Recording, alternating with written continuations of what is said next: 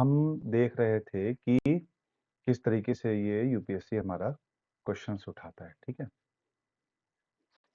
अब क्या है ना कि जैसे आपका ये लिखा हुआ है एनी पर्सन ड्रॉ के लिए ऑप्शन नहीं आ रहा है, जस्ट अ सेकेंड। चलिए इसको मैं ऐसे ही रखता हूँ। जैसे कह रहा है ना, any person without distinction of race, occupation, position और sex is eligible for these awards. इसको बना दिया इसने स्टेटमेंट 1।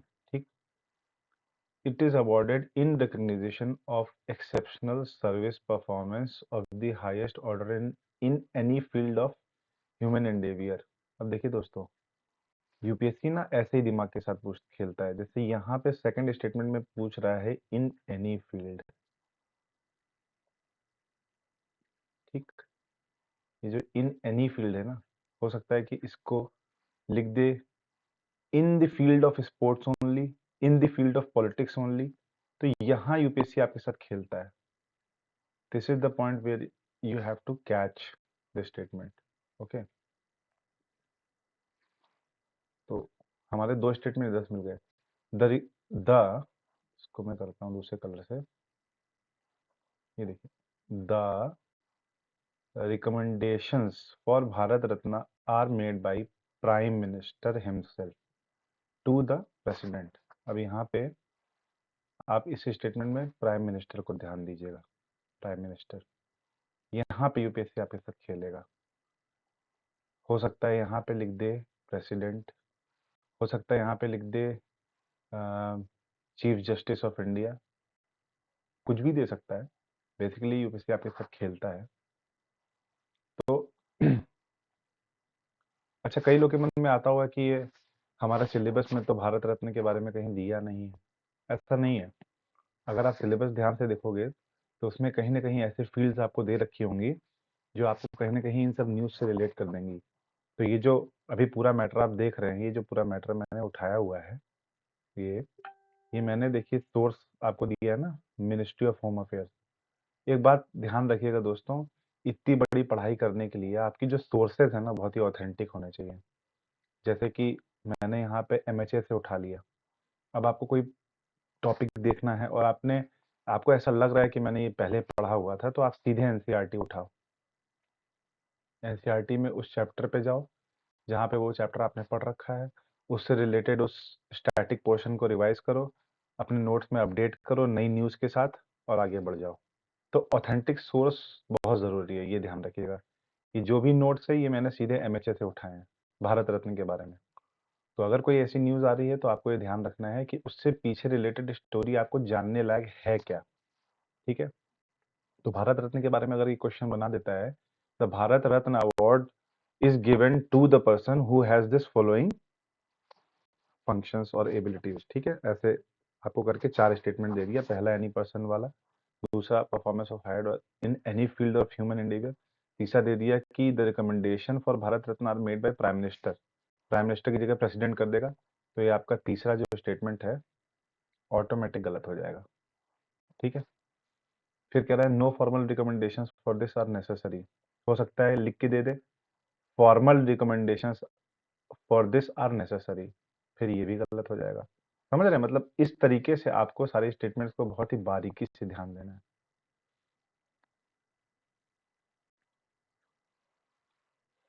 तो अब ये तो हो गया कि न्यूज़ आपको क्या आई है पेपर में और मैं आपको क्या बता रहा हूँ। इस तरीके से मतलब आपको चीज़ों को रिलेट करना है। न्यूज़ आई है कि L K Advani to get Bharat Ratna. Former former मतलब जो आपके पहले रह चुके हैं।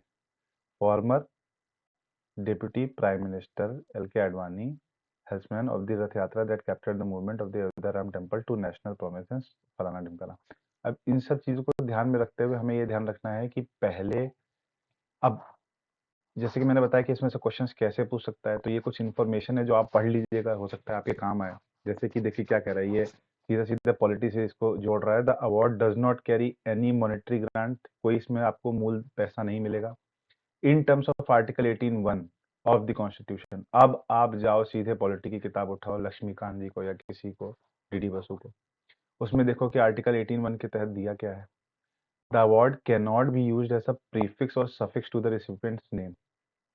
ठीक है, जैसे पहले लोग लॉर्ड कॉर्नवालिस लिखते थे ना, तो ये जो लॉर्ड था ये प्रीफिक्स था। तो ये जो था अपने नाम के आगे लगाना किसी उपाधि को, ये आर्टिकल 18(1) इसको एबोलिशन करता है। तो बेसिकली ये कह रहा है कि अगर आप भारत रत्न हैं तो आप अपने नाम के आगे भारत रत्न देवेश मिश्रा नहीं लिख सकते। ठीक है।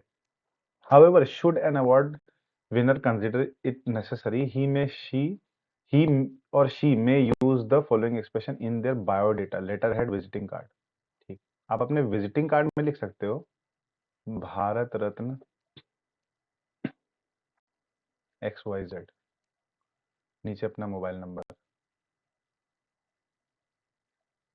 ये आपका विजिटिंग कार्ड हो गया। बट एज अ प्रीफिक्स और सफिक्स आप इसको उपाधि को यूज नहीं कर सकते। ठीक है।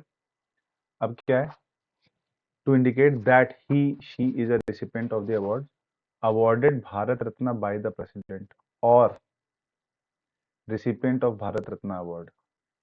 ठीक, ये चीज देखिए, ध्यान दीजिएगा, लैंग्वेज दो यूज किए ना यहाँ पे। Awarded Bharat Ratna by the president, Bharat Ratna जो है वो आपको प्रेसिडेंट द्वारा दिया जाता है बट उसकी रिकमेंडेशन जो है वो प्राइम मिनिस्टर करते हैं। ठीक है, ये दोनों बातें आपको ध्यान रखनी है। मिनिस्ट्री ऑफ होम अफेयर्स के अंतर्गत ये सारा मैटर है। देखिए आपको मैं दिखाता हूँ, ये दिलीप कुमार जी की फोटो है और साथ में इनके हैं अब्दुल गफ्फार खान। क्या लिखा है, Dilip Kumar greets Khan Abdul Ghaffar Khan at Meenambakkam airport Chennai. Chennai की बात बता रहा है 1960 की। इसमें क्या बताया रहा है कि अब्दुल गफ्फार खान जो थे, क्योंकि ये पहले संविधान के हिस्सा रह चुके हैं और फिर बाद में पाकिस्तान चले गए, तो पाकिस्तानी रेसिपिएंट ये मात्र एक ऐसे थे जिनको भारत रत्न मिला। और दिलीप कुमार मात्र एक ऐसे भारतीय रेसिपिएंट हैं जिनको पाकिस्तान का हाईएस्ट सिविलियन अवार्ड मिला। जैसे हमारे यहाँ भारत रत्न होता है, वैसे ही पाकिस्तान में होता है निशान इम्तियाज। ठीक है, तो ये एक कंपैरिजन दिखा रहा है कि दो ऐसे लोगों का मिलन हुआ है 1960 में, जो दोनों ही नॉन रेसिडेंट हैं उस कंट्री के जहां से इनको अवार्ड दिया जा रहा है, वो भी जो सबसे ऑनरेबल अवार्ड होता है, नंबर 1 का अवार्ड होता है। तो ये एक करंट फैक्ट भी हो गया उस समय का, आपके लिए एक स्टैटिक पार्ट बन गया। तो याद रखना भी जरूरी है कि अब्दुल गफ्फार खान साहब थे जिनको हमारा पहला भारत रत्न बीइंग पाकिस्तानी मिला, और दिलीप कुमार जी को निशान Imtiaz being an Indian, vice versa. अब जो इसमें 2-3 चीजें हैं वो क्या है कि जैसे भारत रत्न आपने पढ़ा, आप इसका ये देख लो। ठीक है, इसका स्ट्रक्चर देख लो कैसा है, पीपल के पत्ते के शेप में ये बना है। ठीक है, इसमें बीच में देखिए क्या करी करी गई है, इसके बैक साइड पे, बैक पोर्शन पे सत्यमेव जयते का, और ये हमारा जो नेशनल एम्बलम का सिंबल है वो बना है, 3 जो शेर हैं अशोक के पिलर के, और इस तरीके से भारत रत्न इस पे लिखा हुआ है। तो ये क्या होता है, इसमें देखिए 2 चीजें बता रहा है हमारा जो विकिपीडिया है, ये सोर्स जो है ये विकिपीडिया का है। और वर्स में क्या है कि एक इमेज है सन की, ये जो देख रहे हैं ना बीचों बीच आप लोग, ये सन की इमेज बनी है। ये सन की इमेज है, ऐसे करके ये रोशनी दे रहा है। ठीक है, अब along with the words Bharat Ratna, ये भारत रत्न लिखा हुआ है। ठीक, inscribed in Devanagari script, basically वही हिंदी में लिखा है इसलिए, और on a peepal ficus religiosa leaf, पीपल का जो साइंटिफिक नेम है that is ficus religiosa. Basically ये पीपल के पत्ते पे इन्होंने भारत रत्न का प्रेजेंटेशन किया। पीपल अगर मैं आपको बताऊं हिंदू मान्यताओं के हिसाब से, तो पीपल के वृक्ष में कहते हैं कि विष्णु जी स्वयं विराजमान होते हैं। तो इसको सीक्रेट तरीके से बताया गया है भारतीय संस्कृति से जोड़ते हुए कि भारत रत्न को कैसे प्रेजेंट किया जा रहा है। हमारे रिवर्स में देखा जाए, जैसे कि यहाँ पे आप देख रहे हैं, ये रिवर्स है आपका, इसमें एक प्लैटिनम स्टेट एम्बलम है इंडिया का, जैसे मैंने आपको बताया, placed in the centre with the national motto Satyameva Jayate. सत्यमेव जयते, आगे चल के आपको बताऊंगा कि सत्यमेव जयते हिस्ट्री में किस उपनिषद से लिया गया है। ये एक उपनिषद से ली गई चीज है। अगर आप लोग को पता हो तो आप मुझे कमेंट्स में फटाफट बताओ कि ये उपनिषद जो है कौन सा है जहां से सत्यमेव जयते लिया गया है। और इसका मीनिंग जैसे यहाँ पे दे रहा है, ट्रुथ अलोन ट्रायम्फ्स, सत्य की सदैव ही जीत होती है। ठीक है, तो बेसिकली ये आपका भारत रत्न में ऑब्वर्स और रिवर्स मतलब आगे और पीछे का दोनों का दे दिया। कुछ फैक्ट्स हैं जो आप देख सकते हैं कि पहला अवार्ड कब मिला था भारत रत्न किसको मिला था, तो 1954 में हमारे देश के आज़ाद होने के बाद सी राजागोपालाचारी इनको मिला। सर्वपल्ली राधाकृष्णन इनके नाम से हम लोग टीचर्स डे मनाते हैं। सीवी रमन जो जिनका साइंस में फिजिक्स में बहुत ही बड़ा योगदान रहा।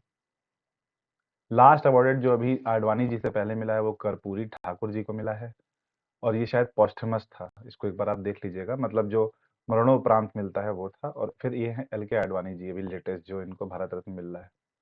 साल में बेसिकली 3 ही मिलते हैं भारत रत्न। इसको आप एक नज़र देख लीजिएगा। टोटल 50 अभी तक दिए जा चुके हैं भारत रत्न आज़ादी से लेके अभी तक। तो ये कुछ चीज़ें हैं, आप एक बार देख लीजिएगा। जिसके लिखा है number of annual award in restricted to maximum of 3 in a particular year. ठीक है, तो ये कुछ भारत रत्न से रिलेटेड फैक्ट थे जो कि इस न्यूज़ के आने पे मैंने उठाए कि हमें भारत रत्न के बारे में कौन-कौन सी चीज़ें पता होनी चाहिए। तो आज के लिए मैं एक रेफरेंस के तौर पे मैंने आपको ये न्यूज़ दिया है 4th ऑफ फ़ेब के पेपर के हिसाब से। बाकी आगे की प्रिपरेशन कैसे करनी है, वो हम लोग समय-समय पे चर्चा करते रहेंगे और आने वाले न्यूज़पेपर्स का डिस्कशन हम करेंगे। जब भी मैं खाली होता हूँ, मैं आपके लिए एक मेंटरशिप वीडियो बनाता रहूँगा कि कैसे आप पेपर को एनालाइज़ करें और पढ़ें और उसमें से डेली फैक्ट्स अगर आप लोग कहेंगे तो मैं निकाल के आपको दूँगा भी। क्योंकि एक प्रॉपर एनालिसिस स्टार्ट होने जा रही है। अब यूपीएससी का बैच आप लोग का प्रारंभ किया है जीएम 360 ने। उसमें मेरा जो भी योगदान होगा मैं देने का पूरा प्रयास करूँगा और पर डे एक एनालिसिस करके आप लोगों को भेजूँगा ताकि आप लोग अपने प्रीलिम्स के लिए और बढ़िया से तैयारी कर सकें। लास्टली जाते-जाते ये है कि how to prepare for UPSC PCS. यहाँ पे कुछ एक मैंने बना रखा है, आप इसको एक नज़र देख सकते हैं। वही सारी बातें हैं जो मैंने शुरुआत में डिस्कस की थी। प्लानिंग, पहली बात तो अपना सिलेबस को आप बाय हार्ट रट लो, ठीक है? Start reading newspapers, initially an hour hours are is enough. देखिए क्या है ना कि जब आप बैठोगे पढ़ने तो आप सारी अनावश्यक चीज़ें भी पढ़ोगे। तो उस चीज़ को ना पढ़ते हुए आप जो ज़रूरी चीज़ें हैं उस पे ध्यान दो। जैसे कि मैंने अभी आपको गाइड किया, आप ऐसी चीज़ों पे ध्यान दो, उसका डेटा रिसर्च करो, हाउ, व्हेन, व्हाई, वो आपके यूपीएससी से कैसे रिलेटेड हो सकता है, पॉलिटी से कैसे रिलेटेड हो सकता है, ज्योग्राफी से कैसे रिलेटेड हो सकता है, हिस्ट्री से क्या उसका कोई रिलेशन है। अगर कोई ऐसी न्यूज़ है तो उसके बारे में पढ़ लीजिए। अगर कहीं पे किसी स्तूपा के बारे में न्यूज़ आती है या किसी मंदिर के स्ट्रक्चर की बात आती है कि किस स्टाइल में बना है, द्रविडियन स्टाइल है कि कैसा है, तो आप उसमें हिस्ट्री के फैक्ट जाके देखो। रीडिंग, आप सबसे पहले एनसीईआरटी की क्लास 6 से बुक उठाओ। अगर आप एक नए एस्पिरेंट हो, सबसे पहले बच्चे वाली किताब उठा के 6 क्लास वाली आप उसको रीडिंग करना शुरू करो। तो आपको पता चलेगा कि रीड करने से आप किस लेवल पे हो, आपको उसकी इंग्लिश या हिंदी कितनी समझ में आ रही है, उसको आप डिलीवर आउटपुट कैसे कर पा रहे हो, ठीक है? उसके बाद आप किसी प्रो राइटर की बुक उठाइए, जैसे डीडी बसु। अब ये नहीं करना कि एकदम आज मैंने यूपीएससी बन ले लिया और ठान लिया कि आईपीएस बनना है तो जाग गए और डीडी बसु उठा के ले आए और बैठ गए पॉलिटी पढ़ने। अगर आप एक नए एस्पिरेंट्स हो तो भाई ये सबसे बड़ी भूल होगी। 1 दिन 2 दिन पढ़ोगे उसके बाद बुक किनारे पड़ी रहेगी, ऐसा मत करना। राइटिंग, जो भी पढ़ते हो ना भाई, चाहे 6 क्लास की बुक पढ़ रहे हो, चाहे कुछ भी पढ़ रहे हो, उसको A4 साइज़ पेपर पे उसके पॉइंट टू पॉइंट नोट्स बनाना शुरू करो। मार्जिन वाली एक किताब आती है यूपीएससी की, वो मेंस राइटिंग की जब आप लोग प्रैक्टिस करोगे तो आप लोग ले लेना। वो बेसिकली ऐसे A4 साइज़ का पेपर होगा, उसमें ये 2 तरफ मार्जिन खींची होगी, बीच में ही लिख के आपको 120 वर्ड्स, 200 वर्ड्स कंप्लीट करने होंगे, ऐसे यूपीएससी लिखा होगा ऊपर। इस टाइप की एक कॉपी आती है मार्केट में, वो ले लेना, वो आपको प्रैक्टिस के लिए बहुत फ़ायदा करेगी। एक फ़ोल्डर बना लो, हर सब्जेक्ट का एक फ़ोल्डर बना लो, ठीक है? ज्योग्राफी का बना लिया, हिस्ट्री का बना लिया, ठीक है? उस फ़ोल्डर के अंदर बेसिकली होंगे A4 साइज़ पेपर के ढेर सारे पन्ने, जिस पे आपने अपने नोट्स बनाए होंगे, ताकि जब भी कोई करंट अफ़ेयर्स देखा, ले जाके उसको इसमें ऐड कर दिया। तो ये आपकी फ़ाइल मोटी सी तैयार हो गई। अब एंड में एग्ज़ाम के 2 महीने पहले बस इसको आप उठाना है और एक नज़र देके रिवाइज़ कर लेना है। स्ट्रैटेजी में वही है, ज़्यादा से ज़्यादा चीज़ों को ऑब्ज़र्व करो। ऐसी किताबें मार्केट में आती हैं जिसमें गांधी जी की लिखी हुई कुछ स्पेशल लिखनी है उसके बारे में दिया हुआ है, तो सबसे पहले इंडेक्स पढ़ो। इसीलिए मैंने कहा कि उसमें जो डिटेल्स दी हैं उसको आप देख लो, एनालाइज करना शुरू करो चीज़ों को। जैसे कि अगर कोई कोई प्रोसेस हो रहा है आपके सामने, तो वो कैसे हो रहा है, क्यों हो रहा है, ये क्वेश्चंस आपके मन में आने चाहिए। फिर जो आप नोट्स बना रहे हो उसका रिवीजन बहुत ज़रूरी है। पॉइंट टू पॉइंट लिखना शुरू करो और जितनी बार हो सके उतनी बार लिखो। रिवीजन करते वक्त भी आप कॉपी पे लिखते रहो। लास्ट 10 ईयर्स के क्वेश्चंस मिलते हैं, अच्छी-अच्छी कोचिंग्स और संस्थाओं के क्वेश्चंस पेपर अवेलेबल हैं, सॉल्व्ड हैं। उसको ले लो मार्केट से, उसको देखो, खुद सॉल्व करो। और ट्रिक्स टू रिलेट फैक्ट्स, मतलब कि अगर यहाँ पे किसी सल्तनत के बारे में दिया है, उसमें किसी मोहर का प्रयोग हो रहा है, उसको ले जाके सीधे हड़प्पा से जोड़ दो। ठीक, इस तरीके से आपको अपनी प्रिपरेशन को ध्यान रखते हुए आगे बढ़ना है। लास्टली थैंक यू, ये था मेरा इंट्रो कि कैसे आपको तैयारी करनी है UPSC PCS of various states की।